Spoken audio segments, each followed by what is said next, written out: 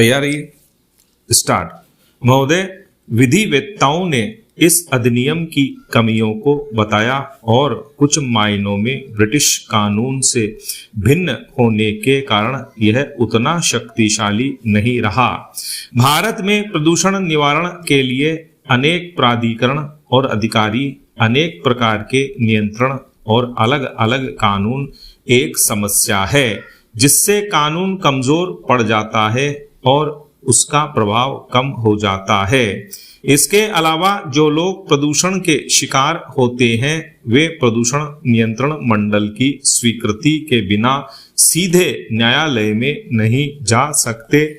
इससे जनता कानून से विमुख हो जाती है। अधिनियम की खामियों के कारण हाल ही में केरल उच्च न्यायालय द्वारा प्रदूषण नियंत्रण मंडल का मुकदमा खारिज कर दिया गया।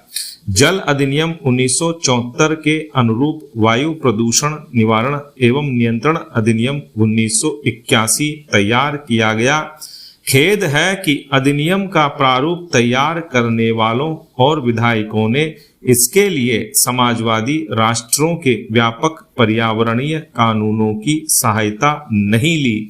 यह बड़े हर्ष का विषय है कि वर्तमान कानूनों की कमियों को देखते हुए संसद द्वारा पर्यावरण अधिनियम 1986 का 29वां अधिनियम पारित किया गया। यह अधिनियम काफी व्यापक है और इसका क्षेत्र भी विस्तृत है तथा इसके अधीन भारत सरकार को पर्यावरण की सुरक्षा और सुधार और किसी भी प्रकार के प्रदूषण को कम करने के लिए काफी शक्तियां प्रदान की गई है। इसमें जल, वायु आदि के मानक निर्दिष्ट करने और उद्योगों की स्थापना तथा खतरनाक पदार्थों के रखरखाव के संबंध में प्रतिबंध लगाने में सावधानी बरती गई है। पैरा, पर्यावरण के प्रदूषण के कारण होने वाली दुर्घटना से बचने और उद्योगों की चिमनियों से निकलने वाले प्रदूषणकारी तत्वों पर नियंत्रण के लिए अन्य उपाय करना केंद्र सरकार के अधिकार क्षेत्र में आता है। इसके अधीन पर्यावरणीय प्रयोगशालाएं स्थापित की जा सकती हैं और विश्लेषक नियुक्त किए जा सकते हैं। दोषी निगमित क्षेत्र और सरकार के विभागों को भी दंड दिया जा सकता है। यद्यपि यह कानून काफी साहसिक कदम समझा जा सकता है, लेकिन संकट के समय निष्प्रभावी साबित हो सकता है। इन नए कानूनों में भयंकर दोष रह गए हैं। आश्चर्य है कि ध्वनि प्रदूषण जैसे विषय को छोड़ दिया गया। यद्यपि केंद्रीय प्रदूषण नियंत्रण बोर्ड द्वारा हाल ही में इस संबंध में संशोधन किया गया है जिसे अभी लागू किया जाना है। जनता की भागीदारी को प्रोत्साहित नहीं किया जाता और अफसरशाही पर अत्यधिक भरोसा किया जाता है।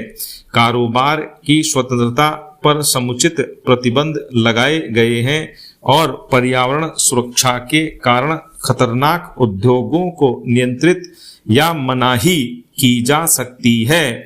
संविधान के अनुच्छेद 21 में दिए गए जीवन के अधिकार के अधीन प्रदूषक उद्योगों पर लगाए गए सारे प्रतिबंध वैध हैं।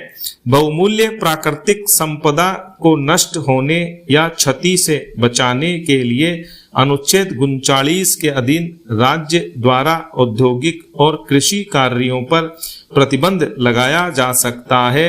अनुच्छेद 39 ख के अधीन भौतिक संसाधनों पर नियंत्रण ताकि उनका सामान्य हित में सर्वोत्तम उपयोग किया जा सके। स्टॉप।